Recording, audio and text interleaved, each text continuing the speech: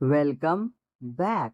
तो दोस्तों एक बार फिर से आपका स्वागत है एक्टिविटी सीरीज में। ये हमारे एक्टिविटी सीरीज का पार्ट 4 है। इससे पहले हमने पार्ट 1, 2 और 3 में एक्टिविटी 1 से लेकर एक्टिविटी 9 तक पूरा का पूरा पढ़ लिया है। ऑब्जर्वेशंस देख लिए हैं कि आखिर इन एक्टिविटीज में क्या हो रहा था और पूरे डिटेल में समझा हमने इन एक्टिविटीज को। तो फ्रेंड्स अभी बारी है हमारे जो बचे हुए एक्टिविटी है यानी कि एक्टिविटी 10 और एक्टिविटी 11। तो फ्रेंड्स इस वीडियो में हम उन्हीं दोनों एक्टिविटी के बारे में देखेंगे कि आखिर उन दोनों एक्टिविटी में हो क्या रहा है और उनके ऑब्जर्वेशंस देखेंगे और उन्हें ध्यान से डिटेल्स में समझने की कोशिश करेंगे। तो फ्रेंड्स क्या आप लोग रेडी हो? तो शुरू करते हैं हम लोग एक्टिविटी 1.10 से। तो फ्रेंड्स ये एक्टिविटी में हमें कहा जा रहा है take about 3 ml of sodium sulphate solution in a test tube. तो हमको 3 ml सोडियम सल्फेट का सॉल्यूशन लेना है एक टेस्ट ट्यूब में। In another test tube take about 3 ml of barium chloride solution. और किसी दूसरे टेस्ट ट्यूब में हमको 3 ml ही बेरियम क्लोराइड का सॉल्यूशन लेना है। मिक्स द टू सॉल्यूशंस और फिर इसको मिक्स कर देना है। What do you observe? और फिर मिक्स करने के बाद में आपको क्या ऑब्जर्व करने को मिलेगा, ये हमसे पूछा जा रहा है। तो फ्रेंड्स ये हमारे एनसीईआरटी की एक्टिविटी है और इसका डायग्राम भी एनसीईआरटी में दिया हुआ है, आप लोग देख सकते हो और समझ भी सकते हो।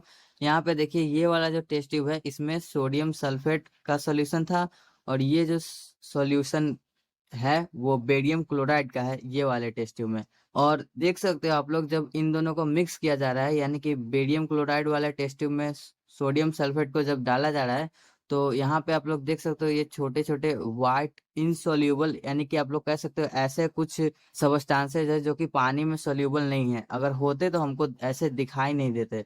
और फ्रेंड्स ये क्या है आप लोगों को अभी तक तो समझ में आ चुका होगा कि ये एक प्रेसिपिटेट है। प्रेसिपिटेट क्या होता है इसके बारे में हमने प्रीवियस वीडियोज में पढ़ लिया था। तो ये एक प्रेसिपिटेट है और ये बेरियम क्लोराइड और सोडियम सल्फेट के मिलने से बना है और इसके इक्वेशन इस प्रकार है। तो ये रहा हमारा इस एक्टिविटी का इक्वेशन। यहाँ पे आप लोग देख सकते हो रेक्टेंट में हमारा बेरियम क्लोराइड और सोडियम सल्फेट है और ये दोनों एक्वस फॉर्म में लिया गया है और प्रोडक्ट साइड में हमको मिल रहा है बेरियम सल्फेट जो कि हमारा वाइट, यहाँ पे जो ये वाइट है ये white PPT precipitate barium sulphate है। और एक और प्रोडक्ट हमें मिला है जो कि सोडियम क्लोराइड है जो कि एक्वस फॉर्म में हमको मिला है। और फ्रेंड्स ये एक बैलेंस केमिकल इक्वेशन है, आप लोग यहाँ पे देख सकते हो बेरियम के एटम्स एलएचएस में एक है, आरएचएस में भी एक है। क्लोरीन के एटम्स एलएचएस में दो है और आरएचएस में यहाँ पे एक था और यहाँ पे दो कोफिशिएंट लगाया था 2 into 1 यानी कि दो एटम्स क्लोरीन के आरएचएस में भी है। और उसके बाद में सोडियम के दो एटम्स है एलएचएस में और आरएचएस में भी आप लोग यहाँ पे देख सकते हो 2 कोफिशिएंट लगा हुआ है यानी कि 2 into 1 यानी कि दो एटम्स है सोडियम के आरएचएस में भी। और एलएचएस में सल्फर के एक एटम है और आरएचएस में भी सल्फर के एक एटम है और ऑक्सीजन के 4 एटम्स एलएचएस में और आरएच में भी ऑक्सीजन के 4 एटम्स है। तो फ्रेंड्स ये एक बैलेंस केमिकल इक्वेशन है और हमारा 1.10 जो एक्टिविटी है वो बहुत ही सिंपल सा एक्टिविटी है। ये हमें बताया जाता है कि कैसे डबल डिस्प्लेसमेंट रिएक्शन होता है और उसके प्रोडक्ट्स के रूप में हमको कोई प्रिसिपिटेट मिल भी सकता है और नहीं भी मिल सकता है। और फ्रेंड्स मैं आपको ये बता दूंगा कि हमें प्रेसिपिटेट तभी मिलेगा जब हम जो दो एक्वस सॉल्यूशन जिसको हम मिक्स कराते हैं ना यानी कि रिएक्शन करवाते हैं, अगर वो दोनों आयोनिक कंपाउंड है ना तो ही मतलब प्रेसिपिटेट का फॉर्मेशन होगा, वरना वहाँ पे प्रेसिपिटेट का फॉर्मेशन नहीं होगा। ये हमारा डबल डिस्प्लेसमेंट रिएक्शन का एग्जाम्पल था ये वाला रिएक्शन और प्रिसिपिटेशन रिएक्शन का भी एग्जाम्पल आप लोग कह सकते हो। तो अब हम लोग चलते हैं नेक्स्ट एक्टिविटी 1 पॉइंट। और उससे पहले यहाँ पे हमको कुछ रिकॉल करने के लिए कहा जा रहा है तो देखते हैं उसको भी। तो ये recall activity 1.2 where you have mixed the solution of lead nitrate and potassium iodide. तो वो जो एक्टिविटी 1.2 जो हम लोग पहले कर चुके हैं उसमें हम लोगों ने क्या किया था कि लीड नाइट्रेट और पोटेशियम आयोडाइड के सॉल्यूशन को मिक्स किया था। तो अब हमसे पूछा जा रहा है what was the colour of the precipitate formed, can you name the compound precipitated. तो ये पूछा जा रहा है कि कौन सा कलर का प्रेसिपिटेट फॉर्म हुआ था और उस कंपाउंड का नाम बताने के लिए जो प्रेसिपिटेट के तौर पे हमको मिला था। तो फ्रेंड्स यहाँ पे इक्वेशन है, आप लोग देख सकते हैं यहाँ पे कि हमको प्रेसिपिटेट के तौर पे मिलता है लीड आयोडाइड PbI2। ये होता है येलो कलर का, आप लोग यहाँ पे देख सकते हो, मैंने लिख दिया है येलो PPT, तो ये येलो कलर का होता है। और उसके बाद में हमको बोला जा रहा है right the balanced chemical equation for this reaction. और यहाँ पे आप लोग देख सकते हो मैंने एक बैलेंस्ड केमिकल इक्वेशन यहाँ पे लिख रखा है, आप लोग समझ लोगे, क्योंकि दोनों तरफ आप लोग काउंट करोगे तो आपको सारे जो एलिमेंट्स यहाँ पे मौजूद है उन सभी के LHS और RHS दोनों साइड में इक्वल एटम्स में ही मिलेंगे। Is this also A double displacement reaction? तो क्या ये भी एक डबल डिस्प्लेसमेंट रिएक्शन है? तो हाँ मेरे दोस्तों, ये भी एक डिस्प्लेसमेंट रिएक्शन यानी डबल डिस्प्लेसमेंट रिएक्शन ही है, क्योंकि यहाँ पे भी क्या हो रहा है कि आयंस का एक्सचेंज हो रहा है।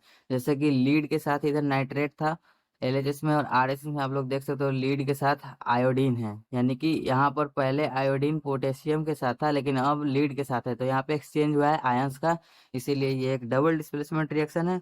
और ये एक प्रिसिपिटेशन रिएक्शन भी है, क्योंकि यहाँ पे एक येलो कलर का हमको PPT भी फॉर्म हुआ है। तो अब चलते हैं हम अगले एक्टिविटी पे।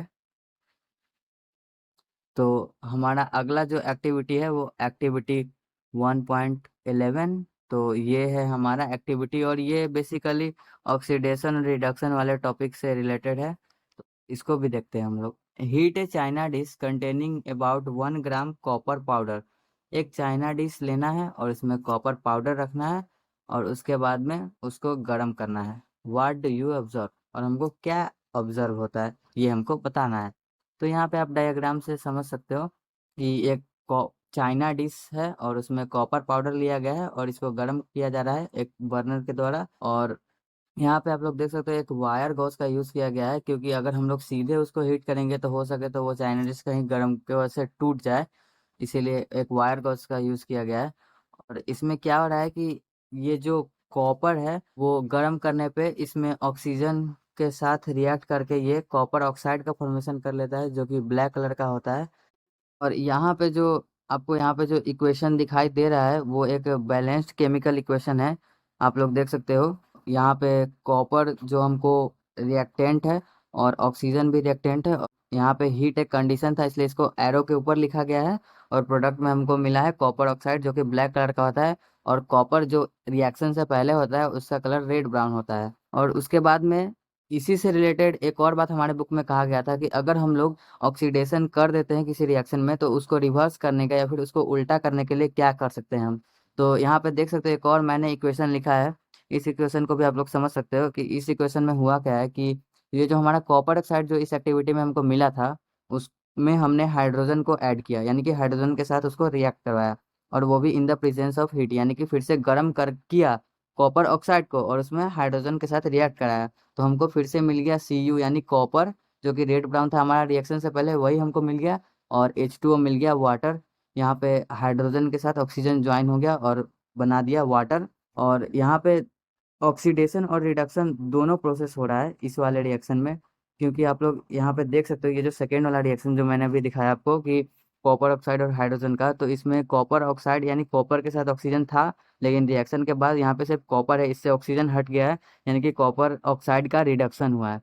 ये मैं बोल रहा हूँ कि कॉपर ऑक्साइड का रिडक्शन हुआ है, ये नहीं बोल रहा हूँ कि कॉपर का रिडक्शन हुआ है, क्योंकि यहाँ पे जो कंपाउंड ऑक्सीजन के साथ था वो था कॉपर ऑक्साइड, इसीलिए कॉपर ऑक्साइड का रिडक्शन हुआ है और कॉपर बन गया है।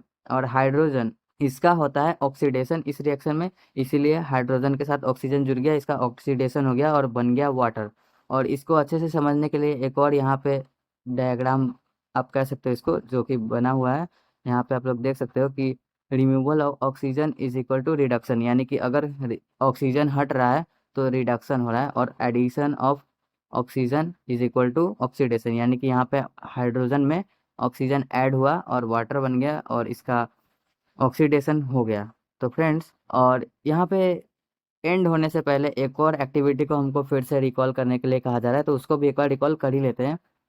Recall activity 1.1, where a magnesium ribbon burns with a dazzling flame in air and changes into a white substance magnesium oxide.